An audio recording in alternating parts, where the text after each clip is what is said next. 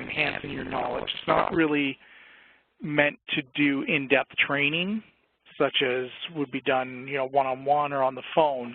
It's kind of an overview, here's the principles of a club event or a banquet, and kind of take that and put it into practice, really. Usually they're running about 50 minutes. It can go a little bit over, could go a little bit short depending on participation and things like that. So event management, what are we going to talk about? So bookings, billing application for social events, how it links to the point of sale for charging members, and registration events and how they can be booked through the online website.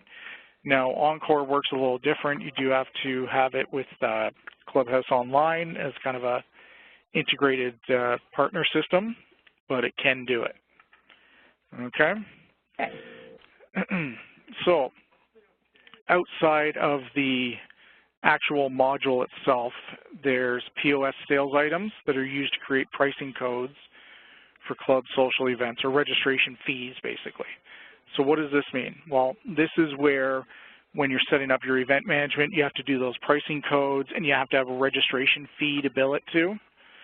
And you have to have a sales item or registration fee sales item that you can link that pricing code to. That's the extra step where you create your kind of generic registration fee sales item. The idea is that you can use it over and over and over, because the amounts and things like that can be overridden in event management. So I usually say, for safety's sake, to do one for adult, one for child, one for toddler, as many specifics as you can do, and then use those linked to pricing codes, okay? Got it. You could go the extra step of making like brunch, Easter brunch adult, Easter brunch child, Easter brunch toddler. You'll end up with a lot of sales items to do that, but it is another layer you could go if you wanted to take any possibility out. Because what will happen is the pricing code is where the system wants to pull the price of the ticket from, but I have seen it once in a while where it does take it directly from the sales item. So you got to watch how you set it up. You don't want it to ask for a price. You don't want it to ask for a description or any of that when it's sold, because then it'll take it directly from the sales item and go, oh, you have to tell me each and every time what this is, okay? Okay. So it's got to be generic enough that you can use it multiple times, and you can put in your description right in event management, but you don't want it to be too specific, on the other hand, that it can kind of override it, okay? Got it. And then, so how does this work? So sales categories have options as to the type of item associated with the category. So you've probably seen it in there where there's a little drop-down menu where there's event pricing, there's food items, beverage items, other items like golf or activity event, item, things like that. And each of those have a purpose. They pull for different modules. Like tea time management will pull the golf items. Event pricing will pull through event management. Okay. So the idea is that when you create your registration fee sales item, make it an event pricing item as well, okay? On that little drop-down menu at this. So you'll probably need a category specifically for registration fees or something like that, okay? Okay. Now, setups. So what do we absolutely have to have in there to get it to actually work? You have to have activity types. So activity types is going to be your general description of events and where they can be booked. So activity types are kind of your first step. They have to be in there, or otherwise none of the other stuff links to it. So activity types are where we kind of link seating styles, task groups, stages, employee and employee groups. So those are where those actually link into an activity type. And then you link the activity type to the room and say this activity type can actually be done in these rooms. Oh, yeah. Okay. Cool. So that's how you kind of start to filter through, like if you have a certain grill room or things like that that can only do certain activities, Well, within that facility, you can say, in that activity type, you can say, okay, where can this activity be held? Oh, only in the grill room, only Very good. Okay. on the 10th tee, only here. And that's where an event management will start to filter out when you look at your activity types. Well, once that's in, then it'll look at the facility and go, oh, okay, this can be done here. I'll give you that option. Okay. But it can't be done here. Oh, you don't see that Don't option. let me. Yeah, exactly. And then employee and employee groups. So who's responsible for the event, who's assigned to the event, things like that. That's more so for tasks, accountability, for setting up the room, who's the salesperson, who's going to do things like that, right? Okay. So seating styles is how the party will be set up. Like, is it going to be a cocktail setup, 10-round setup, head table setup, theater setup, a U-shaped setup, things like this. So seating styles are again linked to the room itself too. So if you can only do, say, a classroom style in a small room, well, you would say the seating style would be classroom, the room would only be able to do classroom seating. That way when you pick the room or the facility, it's going to only say, oh, okay, this one can only do classroom. We'll assume. Yeah. Got so when it. you're going through event management, it's starting to filter out more and more because of those links that you've set up previously. Next step, task groups. So this is actually really good. Some people use checklists quite a bit and quite in depth for this, but task groups are going to be things that you do for events kind of over and over and over. Right. Set up tables, take down tables, set up chairs, take down chairs, things like that, right? And you can actually say, I need this done by this date, and you can track how much is done. It does it by quarters, so 25, 50, 75%, and then 100%, and it'll actually say whether it's in progress or whether it's completed as well. And then the event stages. So you must have canceled, completed, and open as available stages on an event for it to even work, okay? Okay. Because that's directly related to, does it reserve the facility and does it stop registrations? So if the event's completed, it has to know, oh, I can't take any more registrations for this. Otherwise, it'll think, if you don't set it up, it'll think, say you left the registration open and it was beyond the date of the event, it would still try and actually take the registration because it wouldn't know to stop it. Okay. Makes sense. Now, one thing with your, keep in mind that it relates to another thing that we were talking about earlier with the running a tab and billing it to, say, a private event. The completed stage is very important. The event has to, or the open stage is very important because it has to be an open event or in progress in order for it to actually take that tab and put it through. Otherwise, it won't do it. So I know that was a question. Yeah, exactly. The billing portion, it won't take it. Okay. It'll get into it a little bit more on the other webinar side, but I know that was something that we were talking about a little bit more in depth. But that's that's why these stages have to be set up first. Okay. Okay. Then we get into the facility. So the facility is the physical location of the event. Like I was saying, there's sales areas and then there's rooms. So I think of facilities in terms of rooms. Where is it going to be held? What activities can be held in this room? So, facilities indicates what type of activity can be booked into the facility. And again, this is where it starts to filter out saying that, oh, if this is in the grill room, I can do this, I can't do this. And then as well, seating styles that can be used. So can it only be a classroom setup? Can it only be a U-shaped setup in this particular room because of whatever reason? And then it'll say, so with the seating styles that can be used, the seating style set on a facility must be flagged as seating assigned in order to utilize in a club event with registration, okay? So what is, sorry? Okay. So what does that mean? It means that whatever description you use of the seating style, it could be, C notes, it could be brunch, it could be something like that. but it has to be flagged as seating assigned in order to be able to utilize it in a club event with registrations, okay? Gotcha. Okay, that's important then. Yeah. Okay. So you could make it whatever description or terminology your club uses, but it has to be flagged as seating as assigned. Okay. Okay, that's the big thing. And you can see here. So as an example, they give you a screenshot here. So that we're using the dining room, and I'm sure you've seen this before. There's the general tab with the main information. So dining room, display name and display sort. Is there any gender restrictions? What's the default sales area? So what that means is not related to event management, what is the default sales area that this facility is in? So if it's the dining room, in this case, it's F&B main dining room, and it's an active sales area or active facility. Now, some of the issues that some clubs have run into is where they've deactivated some of these rooms by mistake.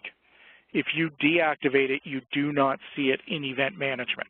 You don't see it anywhere on point of sale. It's not active. Basically, yeah, it's not active, it's blank. Okay. So if you've selected it in event management and somebody deactivates it by mistake, it's going to cause you a couple headaches, okay? So you go back and snip that out. Yeah. Got it. Yeah.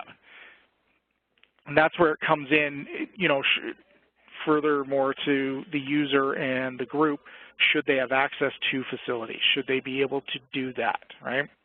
Okay. So that's the other side of that coin. But now you see in facilities here, there's an event management tab. So what you do here is you actually say this facility can be reserved for events. You have to tell the system that in order for it to actually be available in event management. And then within that, now you see there's the general tab, which has the sales area. So it says, okay, in event management, what is the sales area for this room? So if I choose the dining room and I'm in event management, it's going to go to banquet and catering sales area, okay? And then within that, it's saying, okay, this facility can be used for the following event types. So in this example, there's a member group and there's a member private event. So it can be used for both. So it can be used for multiple types of events. But you'll see there's the general tab, the seating styles, the tasks, the activity types, and the pricing. This is where it starts to link the particular room or facility to what it can and can't do. Gotcha. And that's what allows event management to start sorting through and go, oh, okay, in this particular event type, this room's available. And then when you select that room, oh, this room, okay, these seating styles are available. And then within that room, oh, these tasks can be done. And then within that room, oh, these activities can be done. And then the pricing is how much is it to actually rent that particular room. Cool. Okay? Yes. Now, resources. Resources are a fairly underutilized feature within event management.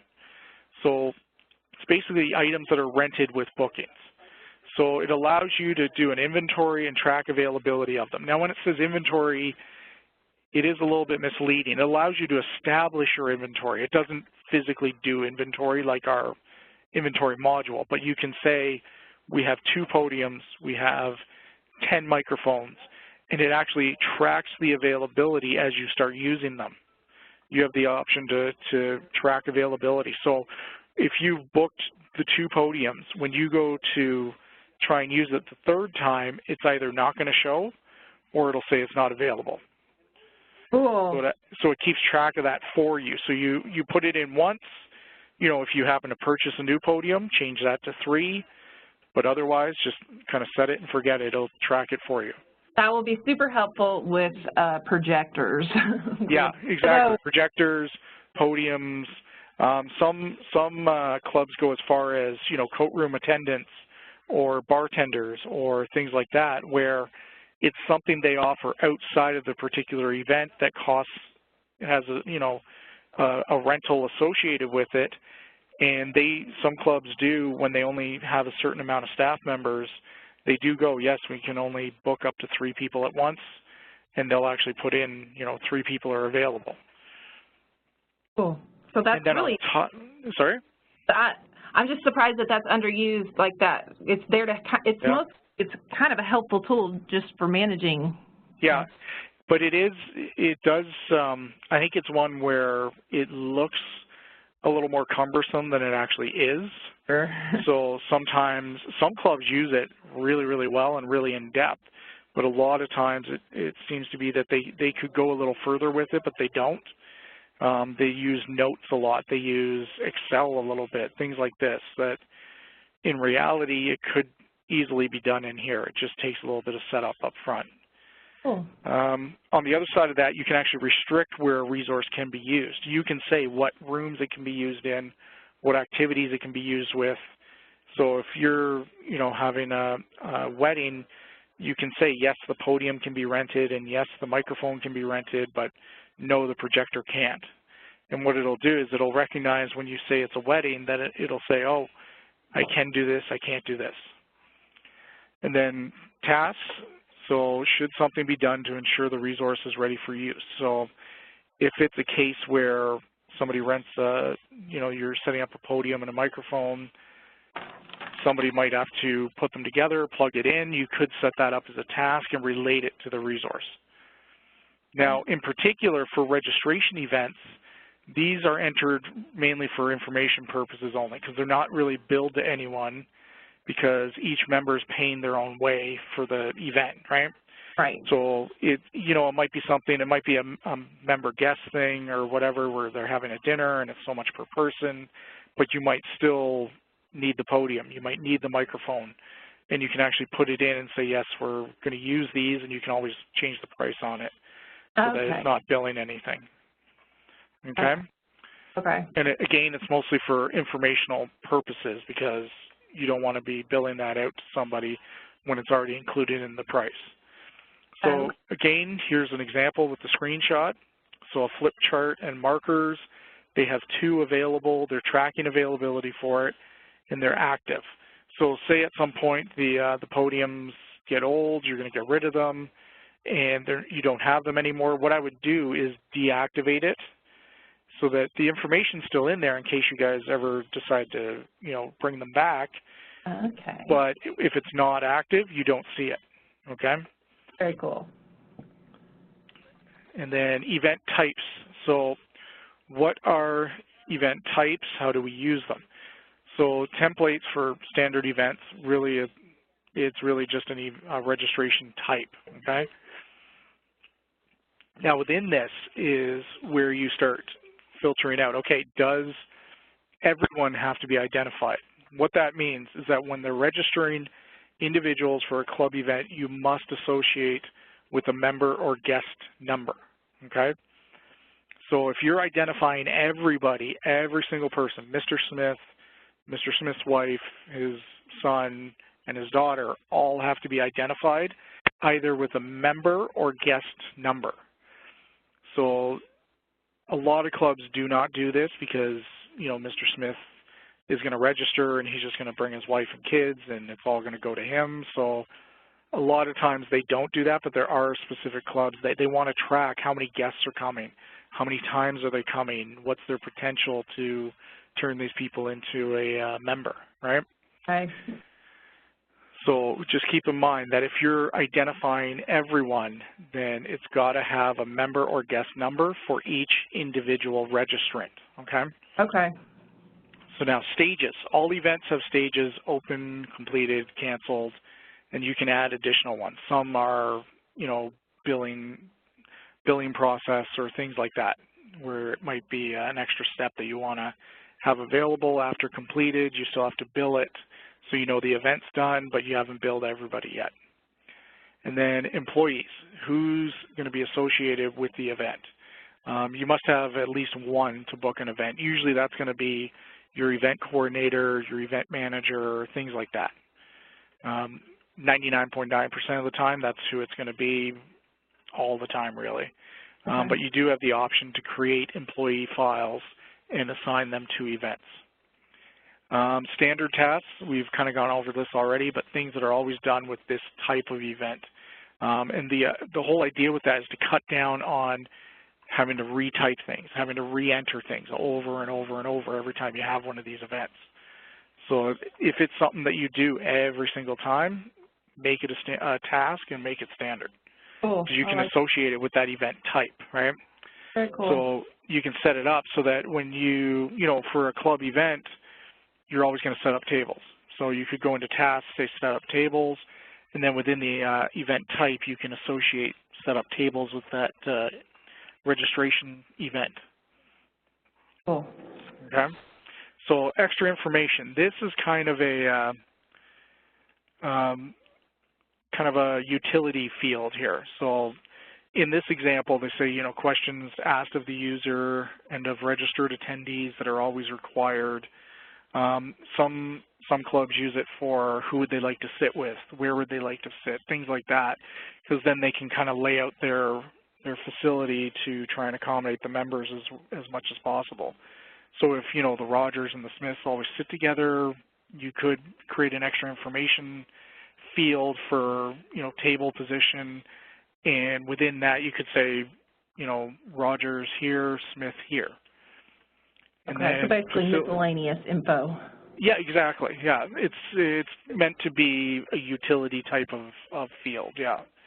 So things that may come up or that you may run into that you might have to have some a space just to be able to put it in, you can use that. Okay, cool. Yeah. That'll be.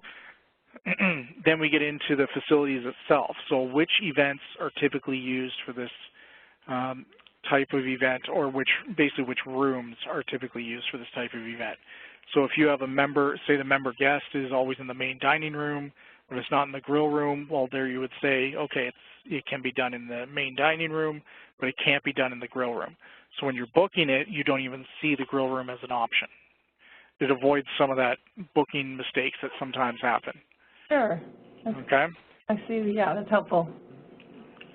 And that's where, I'm sure you can see now where it's kind of tying into each other. And that's where, like, one club had an incident where sales areas in the facilities, because it opened up a lot more, they were having issues where it was going. So that's a good example. And then checklist information. So information that the user always needs for this type of event. This, for member events, isn't necessarily overly used either, because usually you're on a, this is what we do, this is how we do it, this is our, you know, our time frame, because it happens so often, right? But you do have the option to create a checklist or multiple checklists, and you have the option to print those separately. Ooh. Or all together, so that you can say, okay, this checklist, set up tables, put linens on tables, set up chairs, put linens on chairs, and just go through and make sure everything's done. Yeah, if you're a type A kind of person, yeah. Yeah. That be, I mean, we become complacent a lot of times and stuff gets overlooked, so. Yeah. Duly noted. Yeah. So within here, so now in this, you're in system admin, event types, or activity setups, event types, and you can see here member group event is highlighted, so that's the example. So on the bottom there, on the general tab, you've got the description, is it active, what event type group is it a part of. In this one, it's very simple, it's straightforward, it's food and beverage, but usually you'll see, you know, banquets, main clubhouse, banquets, grill room, banquets, food and beverage, something like that, where it kind of breaks it out a little bit more. But then the event format, this is the important part. So event format, you've got banquet, conference, meeting as one option, and then registration required. Registration required is where it realizes that, oh, this particular event, I need to register the attendees. So if you were to put that as a banquet, it would just assume it's one that's going to one party. When it's registration required, that's where you're selling the tickets or the individual fees to each person attending, okay? Okay. And then when you say registration required, at the bottom of the screen there, it asks for the event type details. So do you want to identify your registrants sometimes, always, never? So you have multiple options there. And then it asks, okay, what's the default registration screen? Because remember, event management has two different registration screens. We have the quick one, which is put in your member number, put in your number of members, the number of guests, done. And then there's the registrant identification screen where it's a little more in depth, where you do it line by line and say, okay, this person is this person is, you know, adult, this person's a child, this person's an adult, and who they are. And then the default wait priority is the last option on there. So generally, if you're going to have a wait list, you would just call it something like wait list, and that's what would show up there. And what it'll do is, say you set your parameters and say that there can be 100 people. Well, when number 101 tries to register, it will put them onto the wait list automatically. Okay. Okay? Okay, yeah. So now service types. Service types is a description of how the items will be served. Is it plated? Is it a buffet? Is it self-serve or an open bar? And then what categories are associated with the service. So what sales categories are associated. So in this example, they said food service, so appetizers, entrees, and desserts are available, and then beverage service, beer, liquor, wine. So you don't necessarily need to go and create a whole new set of categories specifically for events. Most clubs do. Oh, sorry about that. But most clubs do, but they don't necessarily have to. It depends how in-depth you want your revenue recording to be, okay? Okay. And then service types can be entered for a registration event for information purposes only. Again, they're not billed out because the members are paying via the pricing code or the ticket price. So this would be for information only, for your rundown, your BEO for the event, things like that, okay? Okay. Okay. So now, as an example, you can see here we're in event service types. It's a dinner buffet, and at the bottom there on the general tab. So your description, straightforward, dinner buffet. Is it going to allow transfers from point of sale? This is related to your bar tabs that you want to bring over. That's where you would set it up. So in this case, no, it's not related to transferring from the point of sale. There's nothing to sell and bring over to events, okay? And again, there's an active flag. So within that, if you decide to get rid of a category or get rid of an option, deactivate it and save, the information's still in there, it just won't be available in event management, okay? Okay. And then you can see here, the second part of that is the sales item category. So what's available, what sales item categories are available within that dinner buffet? So in this case, appetizers are, side orders, sandwiches, and entrees are. But bottled beer, soup, salads are not. So what that means is when you select dinner buffet as the service type, it'll pull up any items that are within that appetizer category, within the side order category, the sandwich category, or the entree category. But soup, salad, barbecue, you won't see those, okay? Okay. Because the sales items related to the sales item category, and then within this, you're saying in that category, I'm going to attach it to these service types. So anything in there item-wise is available.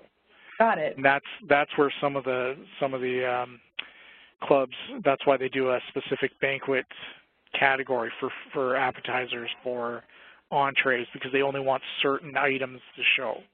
And sift through. Yeah. Okay. Now we get into event menus. So it's basically a library of service items with the description and the associated sales items. Speeds up. The idea of it is a speed up entry, and you can edit the menu in the booking without changing the library, meaning that you can go in and tailor it to a specific event without changing everything you've already set up. Cool. Okay? So where is this done? In event menus, so you can see here business breakfast, and it says, okay, what sales items are a part of that? Well, one of them is the breakfast buffet. It's $20 a person. Quantity is 1. You could put a set quantity if you could say, you know, business breakfast for 50, business breakfast for 100. You could go that far if you wanted to. Generally, it's going to be business breakfast is one of these, one of these, one of these, one of these. And then when you're setting up the event, then you change it. I want this quantity to be 50 or 100. Okay. Okay? Okay. And then standard phrases are the same idea. It's linguistics that are used over and over and over. So information that's going to be repeatedly entered into bookings. If the wording is very specific, lower chances of incorrect spelling and grammar, disclaimers or policies, things like that, that's where you want to use it, okay? And where do we do that? So in standard phrases, like a good one is a dress code. So you put in your description, club dress code, it's active. Now it's going to ask, okay, you have to set up a phrase category. Like you can see there, actually information spelled incorrectly, so there's a good example. But if you pick that club dress code, it's automatically going to populate no jeans or running shoes allowed in the clubhouse, men must wear collared shirts, no t-shirts permitted. Some of this is already on your forms as a standard wording, but you do have the option to put it as a standard phrase into an event as well, okay? Okay. And then pricing codes. So pricing codes are what's linked to the sales items that are in a sales item category that's the type called event pricing.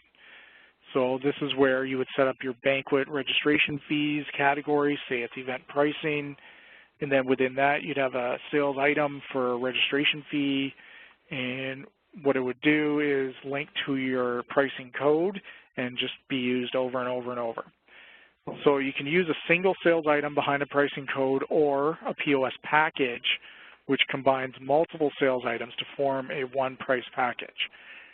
This is not, the POS package isn't necessarily used as much in club events because generally speaking, you're going to have a one price system.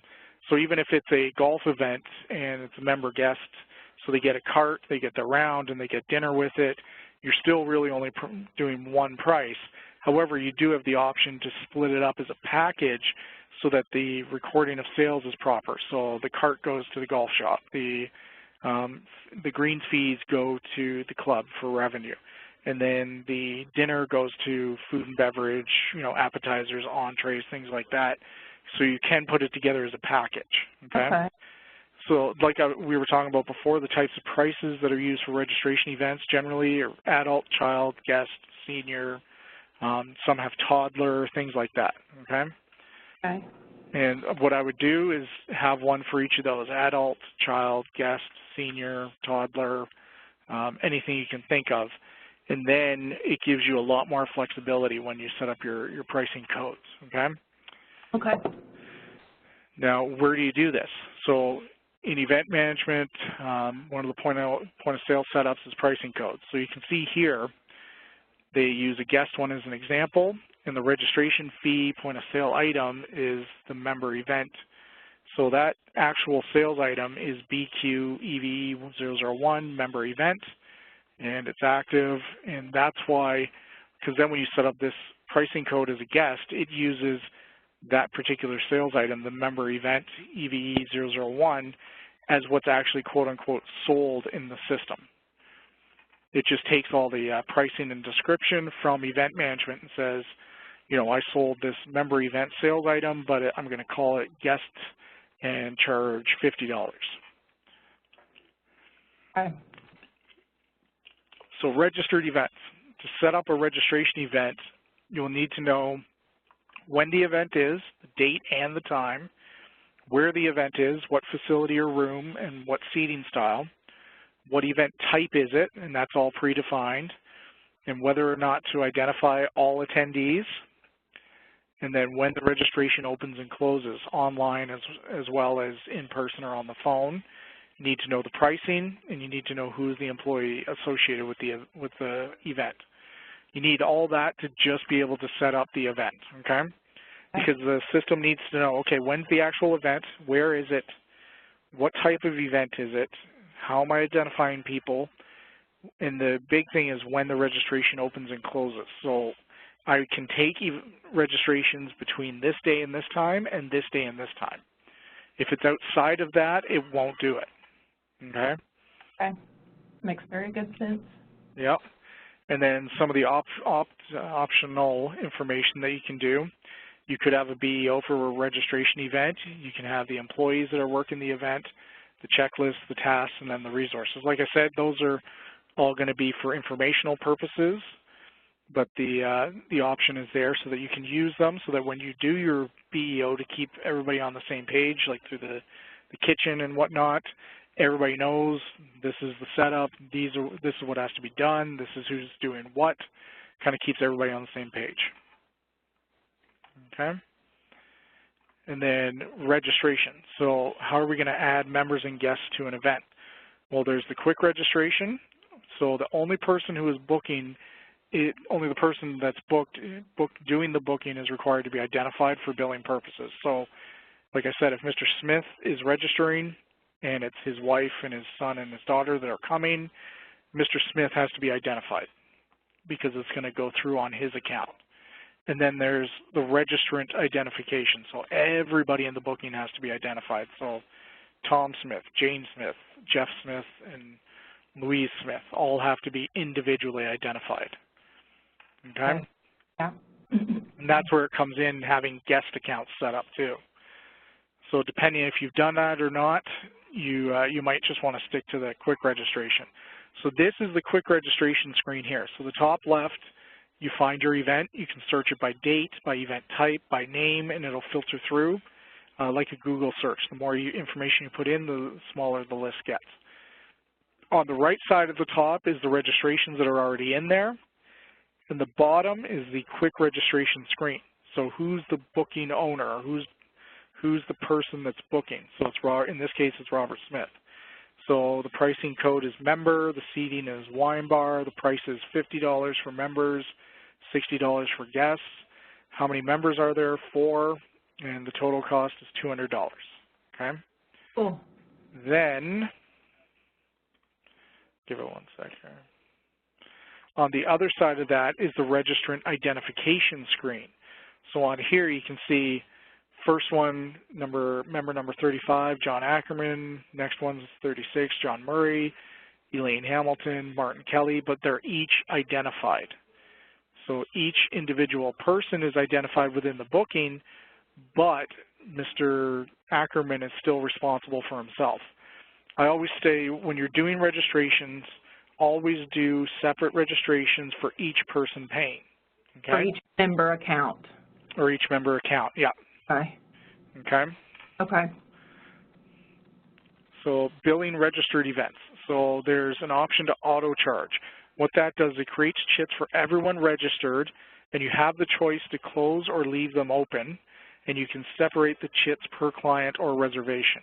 So if you separate the chit per client, each individual person, whether they have an account associated with it or not, will have their own tab. If you separate it by reservation, then it's going to take those 4 people and put it on Mr. Ackerman's, and that'll be one ticket, okay? Okay. So most of the time it's done by reservation, but you can do it by client too. The other option is to launch point of sale. So again, it creates chits one at a time, and you can actually separate the chit per client or reservation again, but it only does it one at a time. So if you only want to launch 1 or 2 tickets, you would do it that way. If you want to do everybody at once, then you would do auto charge. Okay? And you can see here is a screenshot of how to do it. So you say what date you want the chits created. It's right in the middle here. Do you want to print a copy of each chit? Who do you want to assign the chits to? And the chit creation option, you can automatically close all chits. You can leave them open. You can do either one of those to make it faster. So if it's something where they're going to do bar tabs separate, then you might close them all automatically. And then you have the option separate chit per client and separate chit per reservation. And down at the bottom, you have the option to cancel, create chits, and save and close. And you'll notice there's a summary. Number of chits to create right now is 2. The total amount to bill is $420. Cool. So it does give you your sales summary ahead of time too. And then the launch point of sale selection is just that. It's going to launch the point of sale for these specific people, one at a time. Okay? Okay. And you have the option down here to create individual chits or create one. If If you take that off, what it's going to do is one chit for all 4 of these people under Mr. Ackerman. Okay? Okay. Now services, so you select your service type, where and when, and then your sales items. So this is, again, is for information purposes only. Members pay for the event based on the pricing code entered, not the services, but you can lay out, we're doing this much salmon, this much bacon, this much whatever. Okay. And you can see here, they did a quick example for you. Past hors d'oeuvres in the dining room, and goes from this time to this time, and the sales area is already populated, and it's going to be the dinner Mediterranean seafood, 150 of them. Again, it's not going to bill anything because it's a registration event. And then resources. So your group description ad hoc basically means you enter it on the fly. So you could say AV and put your microphone, your projector in there. You could say furniture and put your podium on there. And then within that, that's where you add your specific resource, like your projector, your microphone. And it's added to the club event for registration purposes only. It's not used for billing in this case. Okay? Okay. And screenshot of that. So audio visual in the dining room from 5:30 to 11. They're going to have a projector and a screen. Cool. Okay? And then function forms, so sheets. Standard forms are going to have all your club information. You can distribute them to the staff for prep of the event, and there are it's an internal form as well. Then you can see here, so there's a lot of different options. There's orders, contracts, function sheets, invoices, and other forms. And within that, you have the option in event management to preview them and to print them and to send an email. So if you wanted to, you could send emails out to all your staff ahead of time so that they have them. Or you could print them and put them in the kitchen, give to the chef, that type of thing. Okay? Cool. The other tab. So the other tab is, I don't like the word other, but the other tab does offer you the option to change the status of the function. So is it proposed? Is it completed? Is it billing? Is it booked? And change the salesperson or event coordinator for that event. Okay? Okay. Again, that's a staff setup and a user setup to say this person can be booked as a salesperson. This person can be booked as a event coordinator. And then now you get into reporting options. So there's a ton of reporting options. So there's event listings. Lists all events, where and when, very straightforward. Then there's registrations. So that's where it lists the attendees for events. So name, type, the amount they're paying. There's a new one, event registration summary. So it's a listing of attendees in summarized form with the party size and ticket breakdown. Nice. So what does that mean? It's basically taking the event registrations detailed form, summarizing it more so it would show under Mr. Ackerman with his party size and how much his bill is going to be. Okay? Very cool. So you have two options there. And then tasks, so tasks with events with status and priority and who's responsible. Put out the tables, John, not completed. Okay? And then the registration log shows what user in the system was responsible for registering or editing bookings. So who canceled Mr. Smith's reservation? Oh, it was Joan. And then you can follow up and say, okay, why did you cancel that? Well, because he called and canceled. Cool. So it's an accountability. Okay? Yeah, that's helpful. Yeah. So within event management, under reports, there's the registration log report. Okay? And you can see you have the option to obviously put it in your reports on your toolbar as well. Okay?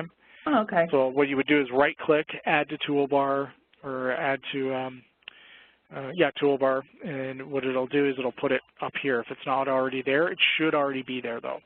Okay. Cool.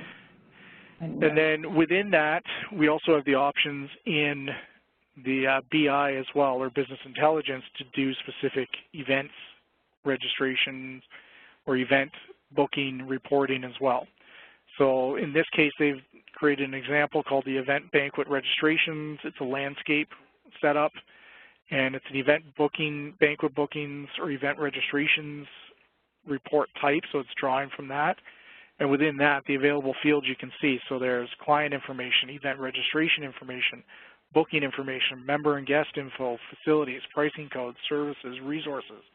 And within all that is the drill downs of any of those associated with those independent fields, okay? Cool, okay. So if you need anything further than what's available, this is where you would do it. Any questions on the specific club event side? Only with events, sorry, hold on, I started, let me just check back. Where an employee is assigned to an event, if I'm not in that system, I can't be assigned to it, right? Yeah. That's where I've been. I just need to talk to my administrator and have her put me in. Yeah. So she would need to first create a user account for you and a staff account for you in order to, and within those, she would have to flag all the appropriate fields saying, yes, you can be booked as a salesperson or an event coordinator. Okay.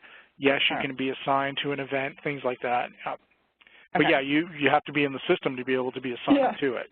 Yeah. I think that's been that will make a difference. Okay. Yeah, okay, good. Any other questions or anything? If anybody else can hear me and has a question or anything, but you can't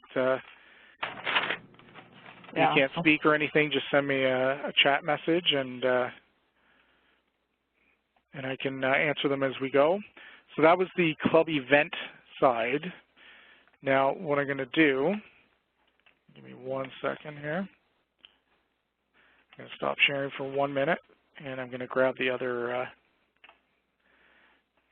just going to grab the other PowerPoint here. Take me 1 second.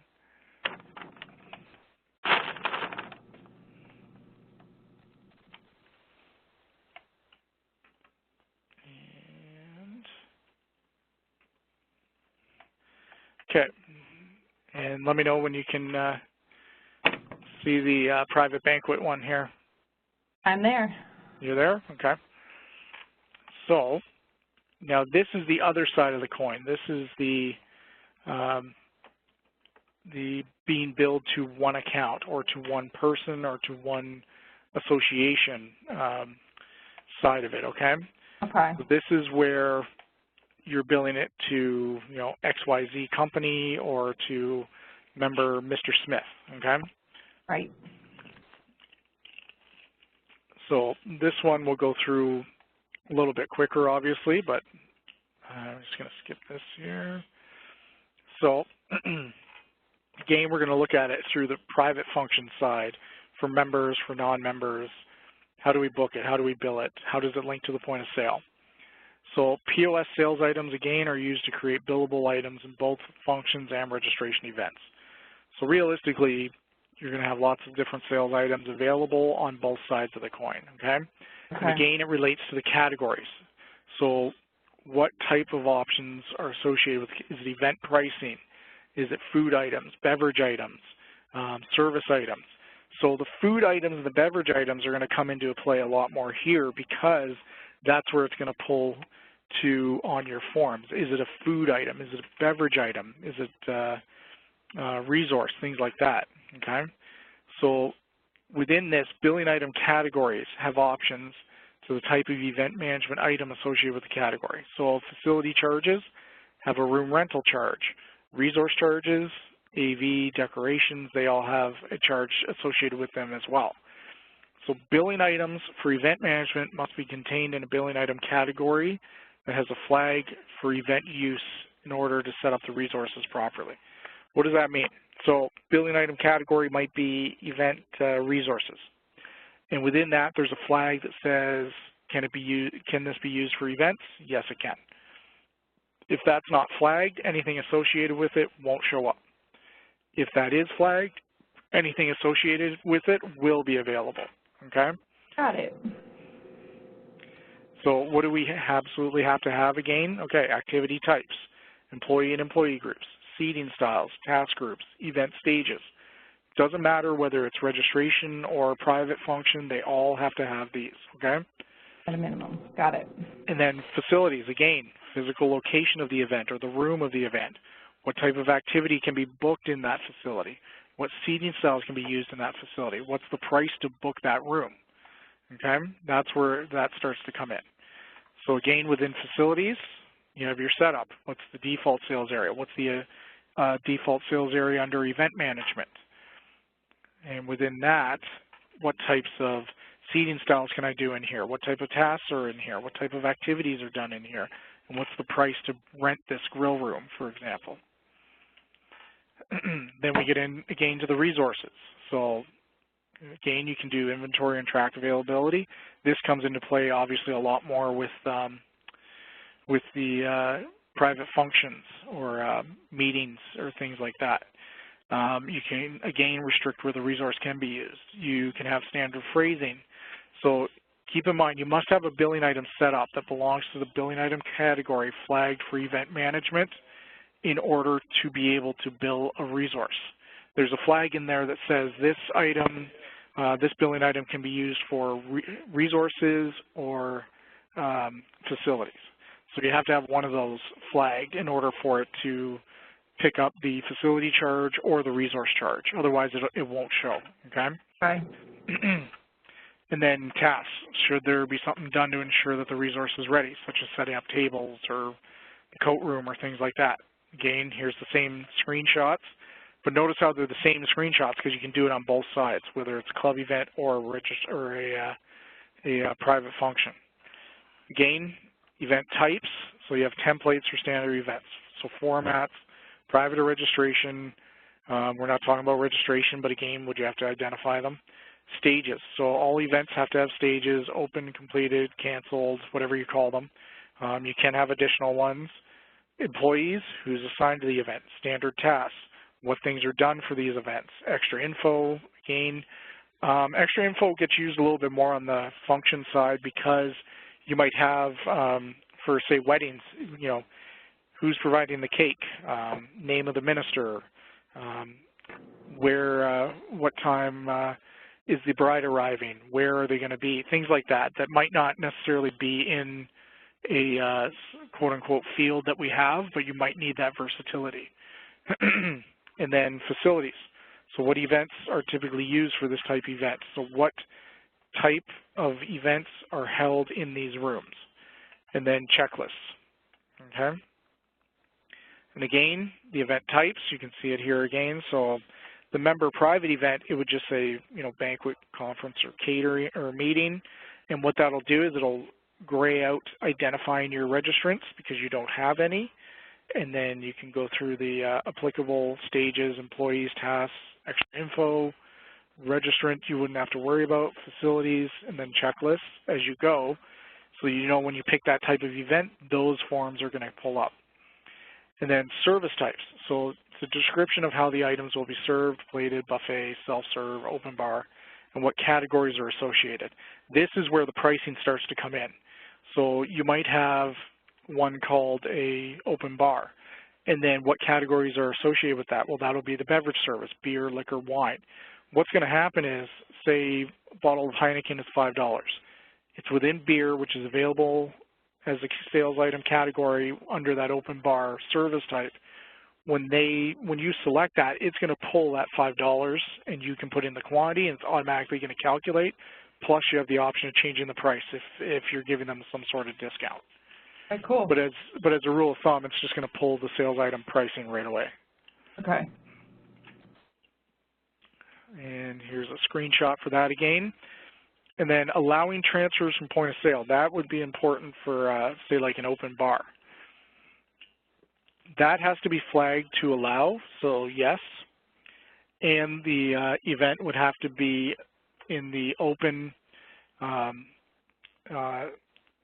would have to be in the open stage in order to run that tab. So when you set it up on point of sale, the account on the file or on the chit has to be the same account that's on the event management setup. So if it's account 1234 for Mr. Smith in event management, the chit has to be opened under account 1234 for Mr. Smith. And the sales area has to be the same. So if you've put it into private party, the sales area has to be private party because it needs to link the name and the sales area together, okay? Okay. And then anything within that particular sales type that's allowed transfers from point of sale, all you need is one item. So you might have an open item called open bar transfer or something, which is part of a category that's listed there, which is allowing transfers from point of sale, because all it needs is that one particular item to ride everything else through, okay? Okay.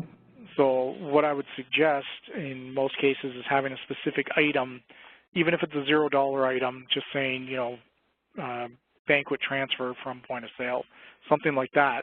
So when it shows on your forms and on your invoice, it shows up as a $0 price, but it says, you know, banquet transfer from point of sale. And what that'll do is it'll ride basically that setup and take all the other items on that chit and put them through as well. But it needs that one bridge to be able to do it. All right, that kind of, I mean, that was a little hairy, but I think I got it. Yeah, okay. And then remember, because a lot of times the chit has to be, remember, it has to be in the same sales area under the same name, and it's got to be within 5 days, I believe, most times. The default is 10, but most of us set it up when we're setting up a club to 5 days, because otherwise you could have a massive amount of events and you have a higher probability of maybe selecting the wrong one. Okay, yeah, I get that. And then service types. So again, when you set up your service types, what sales item categories are available in there? So you might have, like in this case, you'd have, you know, banquet draft. So within banquet draft, you might have a sales item that says open bar transfer from point of sale. And so what it would do is when you open up the ticket, first item you select is that. It's going to recognize, oh, that's a part of this sales item category, which is part of this service type, which allows me to transfer from point of sale to back to events, and then it'll grab everything else with it. Okay? Okay. And then again, event menus. So it's basically a library of service items with the description and the associated sales item. It's something that's meant to speed up entry. So if you use the same menu over and over and over, it's worth setting it up, and then you can select it in your process. Okay. And it's very straightforward. Event menus, create a description for it, plug in your items. Pricing's all automatic, or you can change it. So if you have certain case where it's X amount if you order it at point of sale and Y amount if you order it through events, you can do that as well, okay? And it'll pull up the description that's included, okay? And then budgeting. So budgeting is one that's definitely underused. So it allows you to forecast the cost of the event. So percentage of sales, manual input, standard costs from items. It gives you and your clients a better feel of where you're at. So within that, you can go budget categories, beer, food, liquor, resources, things like that. So it's going to ask you, okay, what's the description? Is it active? What's the reporting type? You can break it down, food, beverage, resources, things like that. What's the costing method? Well, it's going to be percentage of sales. It's going to be a fixed amount. How are you going to do it? And then what percentage of your sales amount do you allot to food? Well, in this case, it's 35%. What that'll do is there's a budget tab on your event management module, and with your reporting, it'll actually take that more into account for you. Okay? Cool. Okay. And then we get into standard phrases. Again, we've gone through this a little bit before. It's for information that's repeatedly put in over and over and over. We use the example of your dress code policy here. And again, a lot of times it's already on your forms and pre-existing forms, but if you want it to be something that's a standard phrase on your event module, you can do that as well. Now, private functions, how do you set them up? You absolutely need to know who is the person to bill for this event. So it could be, let's say it's ABC Hospital. Well, ABC Hospital has to be set up just like a member is. They have to have a member number. They have to have a member file because event management is going to bill it to that account, okay? Gotcha. you have to know when the event is, what day and what time. You have to know where it is, what room or facility, what seating style. You have to know what type it is. Is it a banquet, conference, meeting? What are you doing? And then who is the employee associated with the booking? So do you have specific salesperson for club events, and then do you have one for outside events? Well, who's responsible? And then private function detail. So what is this? This is adding services and other resources to the bookings with detail. So food service, beverage service, resources. How do you do that? Well, within here, this is where that first sheet comes into place, or the first tab in events. So it's the summary page. So you have the option to expand or collapse or print it, but notice how it breaks it down. In the dining room, the services are past hors d'oeuvres, open bar, plated dinner, the resources are audio-visual, and you can see at the bottom of the screen there, it starts to break down how much is the room, how much is the food, how much are the beverages, how much are other services, how much are resources, and then it gives you your grand totals, but it also breaks it down by what's the gross amount, what are the taxes, what's the service fees, what's the gratuities, and what's the total. Nice. Okay? So when you're looking at or discussing it with the client or whatever, it breaks it all down right there on that page for you. Oh, that's awesome. Okay?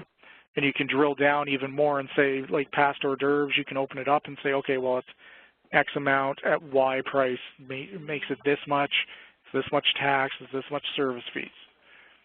Okay? So services, you select your service type, that would be past hors d'oeuvres, where and when. You can put it in so that it's, say it's an hour of them, but it's a 3-hour event. Well, you can say from 5 to 6, they're in the grill room and they're being passed around. Then from 6 to 7 is dinner, and then from 7 to 8 is dessert. And then you would add your service items to the service. So that's where you get your descriptions, your quantities, your prices. And if you open that up there, again, we use the past hors d'oeuvres example. And so at the top of the sheet here, you select your service, where is it being done, when, is there any kind of discount to it, and what's the sales area that you're accounting for it in, okay? And then within that, what are the specific items being sold? So in this case, they're doing 150 of the Mediterranean seafood dinner at $1.25. It's going to be $187.50. And you can see here it breaks down the quantity, the price, the discount if there was one, in the total. Okay? And then resources, again, your group descriptions, a manual entry to let it be as flexible as possible, and then you add your resources. Because no two clubs are the same, one might call it audio-visual, one might just call it resources and put everything under there. Depends how detailed you want to be. Now this is all going to show up under the resources setup or tab on your invoices, on your BEO, things like that, okay? And then your forms, so contracts, event orders, invoices, function sheets, and others. So contracts, pretty straightforward. It's a standard form with the club's information. We have pretty good support staff here that are really good at getting all your terms and conditions in. Event orders, again, it's another standard form. Invoices are a standard form. All of these can be overwritten to put in the specific information you need, so it gives you a lot of flexibility. And you can see here, the Forms tab is where you can preview a specific events form, you can print it there, and you can email it. So if they want a copy of the contract emailed to them, you would go send email. As long as your email service is set up in Encore, it'll say, okay, who's it from, who's it to, do you want to put an email message in there, and then it'll send it. It'll be a PDF attachment. Oh. So billing private functions, so payments or deposits taken prior to the final billing. So payments and deposits before final billing, the payments are applied against the total billing upon final posting of the booking. So we have pre-billing and final billing. So pre-billing is it takes it into account, it puts it in the bank account, but it doesn't go against the AR yet. When you do your final posting, then it goes against the quote-unquote AR, because it is, as far as the system knows, a member quote-unquote file that it's billing against, okay? So the amounts will post to the payment item, general ledger, and the payment or deposit holding account. So usually a club will have an event holding account that they'll use.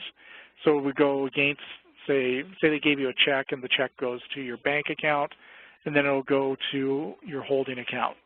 And then the amounts will move from the holding account upon the billing of the booking. So it'll move out of the holding account, move into whatever your specified account is, and it'll actually go against the AR of the account and bring it down to 0. Okay? Okay. Now, pre-post billing. So post revenues and taxes, but holds the total amount in AR holding until it's finalized.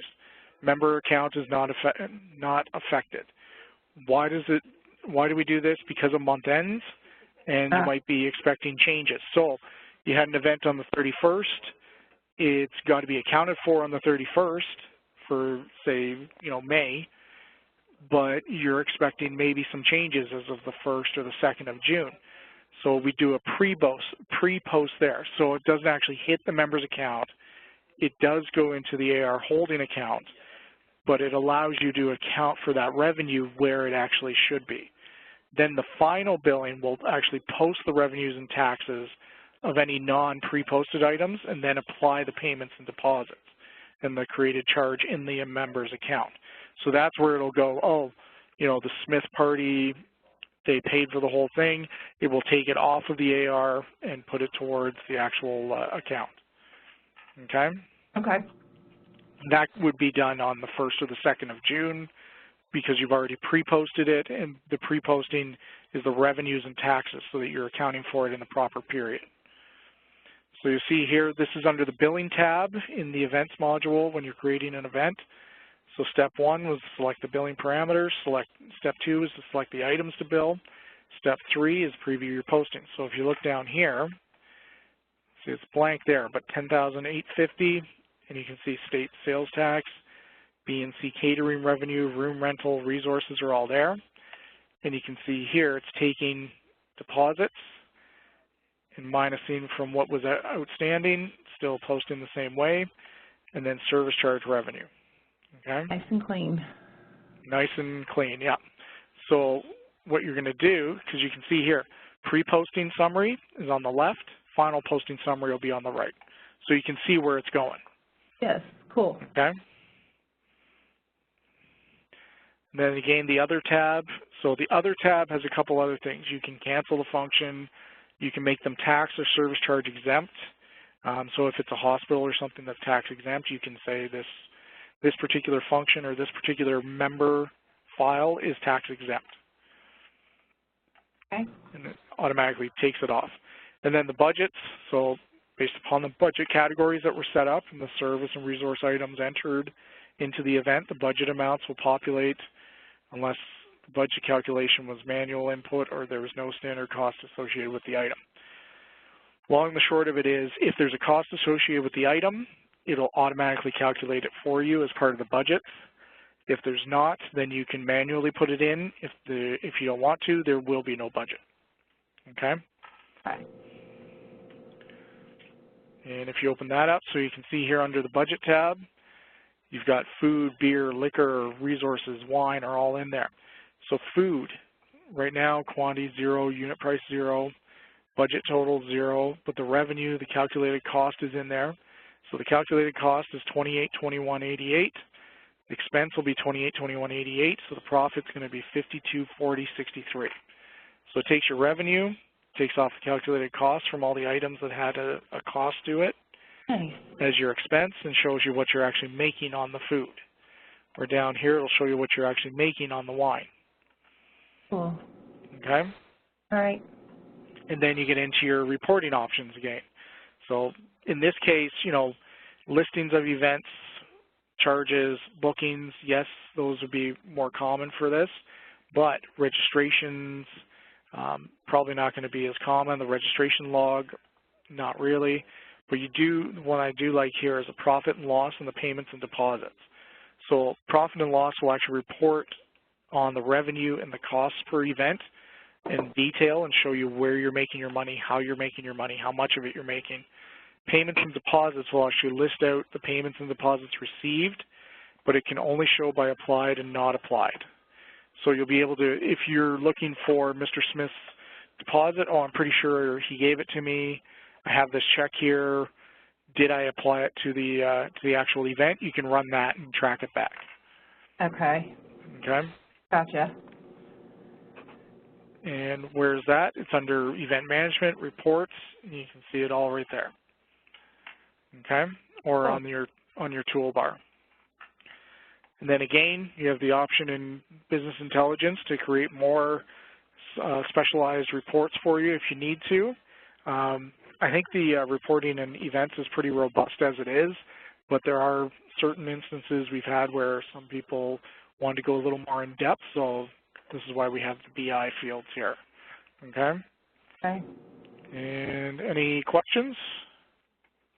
No, I'm just kind of taking it all in right now. Yeah.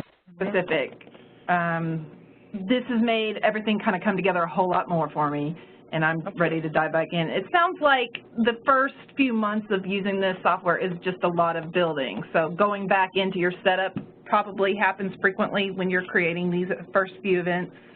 Yeah, it's one of those where, you know, the cart versus the horse, right? Yeah. So ideally, it would be set up that you don't really have to do that much, but it's not. But it's not uncommon. Yeah. It's not uncommon for clubs, especially with a system transition. Yeah. It's not uncommon for clubs to then look at, okay, well, let's look at it more in depth. Where are we making money? Where are we losing money? What opportunities do we have? And then it gets a little more into going back in and changing setups or adding things, taking out things, because it's some of the time it's you don't know you need it until you need it. Exactly, and that's what we're going through right now, but this has been a big help, and I appreciate the undivided attention. Yeah, no problem. Yeah, I'm ready to get off here and dive in and see what I can put to use. So, that's good. Yeah, it's been very helpful, so thank you. All right, no problem. Thank you. Is that it for the webinar today? That's it. We're all done. Awesome. Well, you've been a great instructor. Thank you again. No problem. Hopefully. Wish me luck here. Yeah, good luck. Thank you very much. Okay. All right. You have a good week. You too. Bye. Bye.